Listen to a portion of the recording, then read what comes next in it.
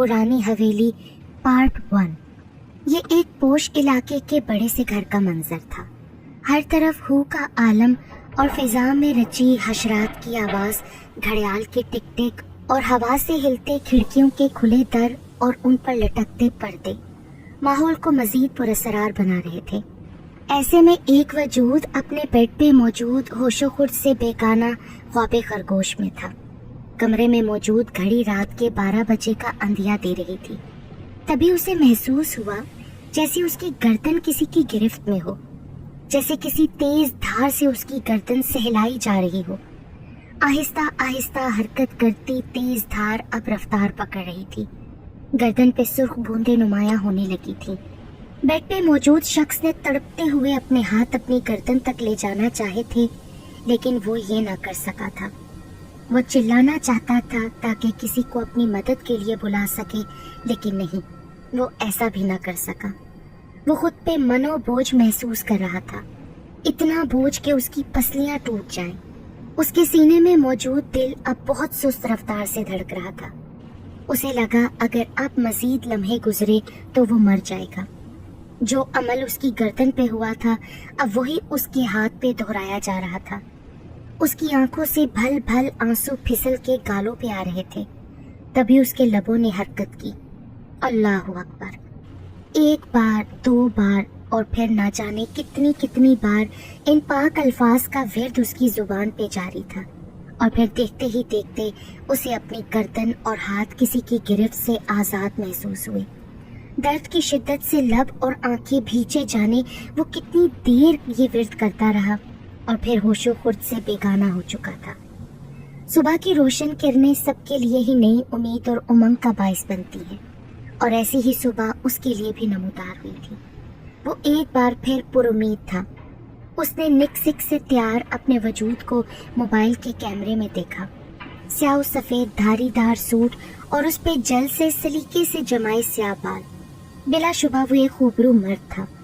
चेहरे पे एक दिलफरेब मुस्कुराहट के साथ उसने अपने कदम गाड़ी से बाहर निकाले। उसके बाहर निकलते ही 2 गार्ड्स ने उसके दाएं और बाएं अतराफ में जगह संभाली। उसका रुख अब उस बड़ी सी बिल्डिंग के एंट्री डोर्स पे था। उसने अंदर दाखिल होते ही रिसेप्शनिस्ट से किसी का पूछा और गार्ड्स को हाथों के इशारे से अपने पीछे आने से रोका। लंबे लंबे डग भरता वो नफीस सी सीढ़ी चढ़ रहा था। उसकी चाल में भी अजीब शान थी।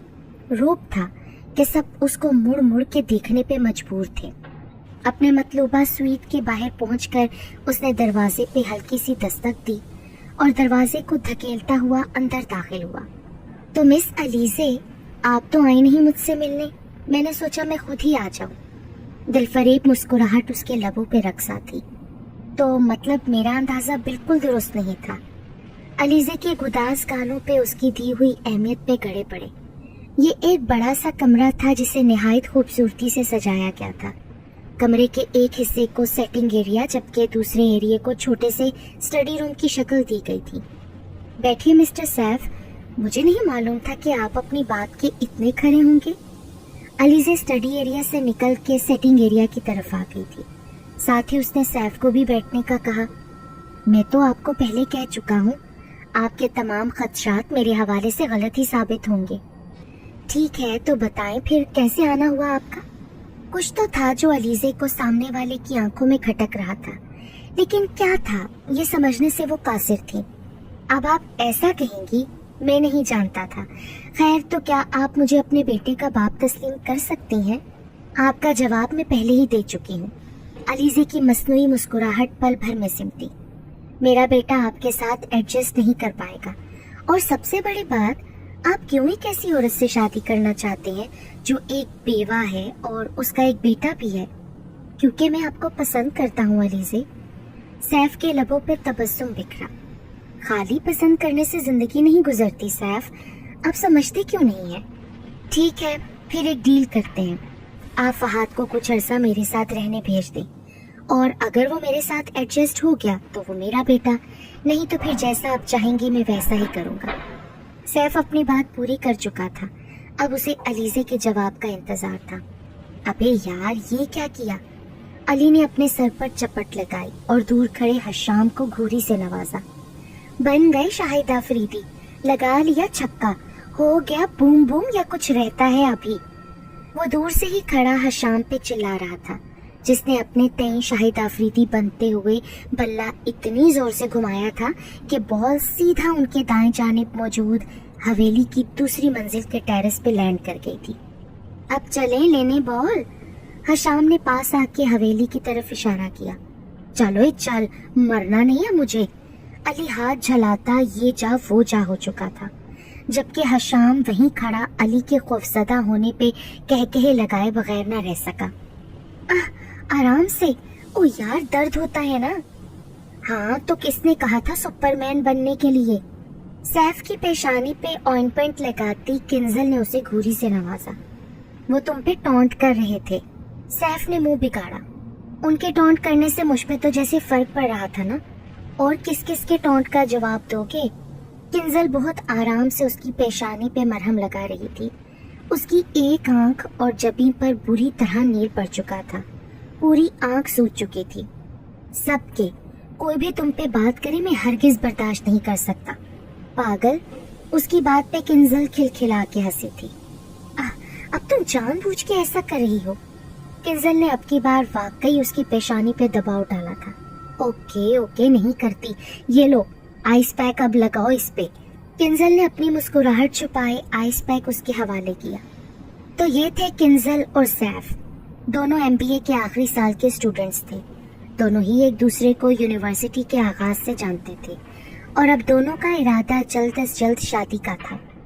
किंजल को अभी थोड़ी देर पहले का वाकया याद आया, जब वो और सैफ कैफेटेरिया में आए थे और किस तरह मुजम्मिल ने उस पर बुरे अल्फाज उछाले थे। मुजम्मिल यूनिवर्सिटी का जाना माना बिगड़ा नवाबजादा था। सैफ ने उसे पहले भी बारहा ऐसा करने से रोका था, लेकिन आज फिर जब वो ना माना तो नतीजा हाथापाई निकला। अब सैफ अपनी सूजी हुई नील ज़दा पेशानी और आंख लेके बैठा था। अलीज़े जहांगीर अफंदी की अकलौती बेटी थी और जहांगीर अफंदी की कुल असासा जायदाद की अकलौती वारिस थी। 21 साल की उम्र में उसकी शादी उसके चचाजाद हारिस से हुई थी। दोनों बहुत पुरसकून और खुशहाल जिंदगी गुजार रहे थे, लेकिन फिर एक दिन एक कार एक्सीडेंट में हारिस अपनी जिंदगी की बाजी हार गया और अपने पीछे अपने 3 साल के बेटे फहाद और अपनी बेवा अलीज़े को छोड़ गया। इस दर्दनाक रात को गुजरे आज 5 साल गुजर चुके थे। फकत अपने बेटे की खातिर अलीज़े ने अपनी जात को संभाला था। अब वो एक कामयाब औरत थी जिसने अपने वालिद के कारोबार को बहुत अच्छे से संभाला था। इसी वजह से उसका शुमार दुनिया की मशहूर और कामयाब तरीन खवातीन में होता था।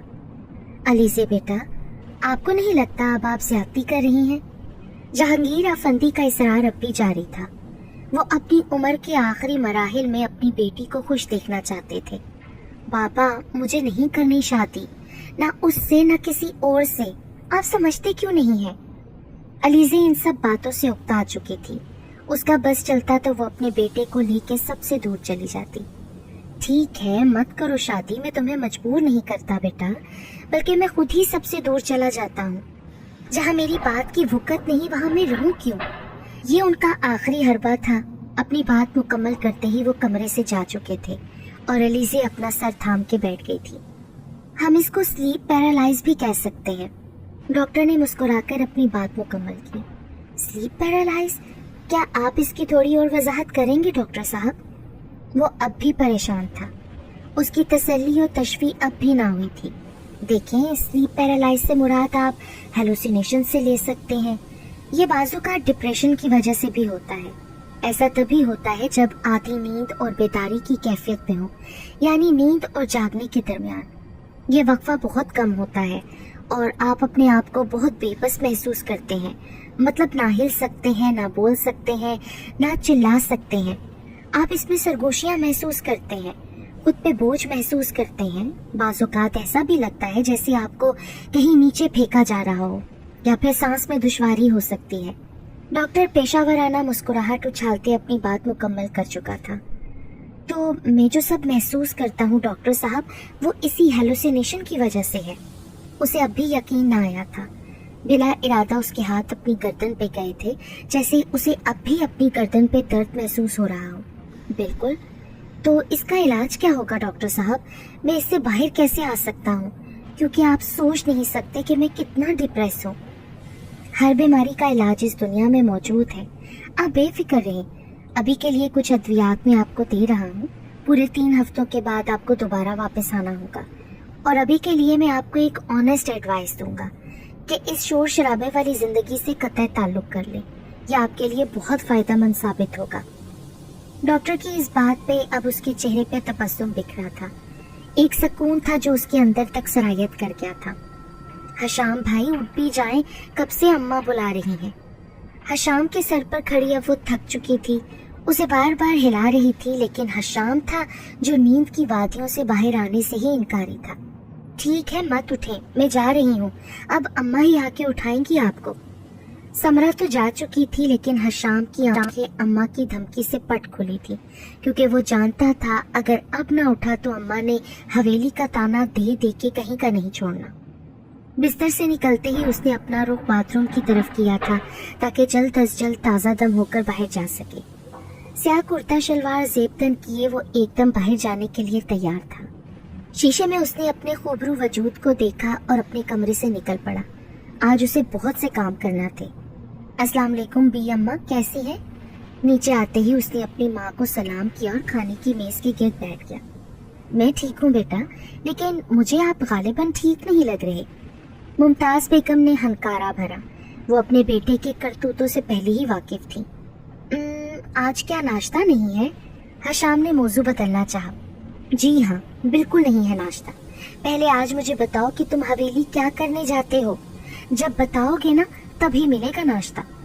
मुमताज बेगम आज उसे छोड़ने के बिल्कुल भी मूड में नहीं थी। अम्मा, आप तो ऐसे रिएक्ट करती हैं जैसे हवेली में कोई जिन भूत हो। प्लीज अम्मा, मुझे एक बार बस अपना ये काम मुकम्मल करने दें, फिर कभी नहीं जाऊंगा हवेली। जिन भूत से भी बुरी बला है वहाँ।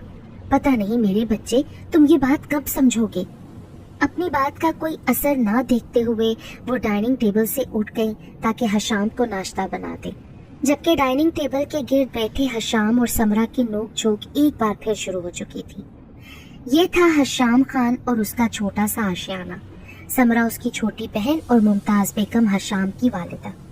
मुमताज बेगम और उनके खाविंद ने अपनी अज़दवाजी जिंदगी की इब्तदा इसी घर में की थी। ये घर दुनिया के शोर शराबे से दूर वादियों में घिरा था। इन वादियों में और भी ऐसे फासले पे बने छोटे लेकिन खूबसूरत घर थे। सादा लोग अपनी खूबसूरत जिंदगी इन खूबसूरत वादियों में गुजार रहे थे, लेकिन आजकल हशाम की सरगर्मियों को लेकर मुमताज बेगम अक्सर परेशान रहती थी, और वजह थी पुरानी हवेली जो 100 सालों से अपनी जगह पे कायमो दायम थी। जाने क्यों उन्हें उस हवेली से खौफ आता था। इसकी वजह एक ये भी हो सकती थी कि हशाम के वालिद की मौत उसी हवेली की 5वीं मंजिल से गिरने पे हुई थी, लेकिन कौन जाने सच क्या था।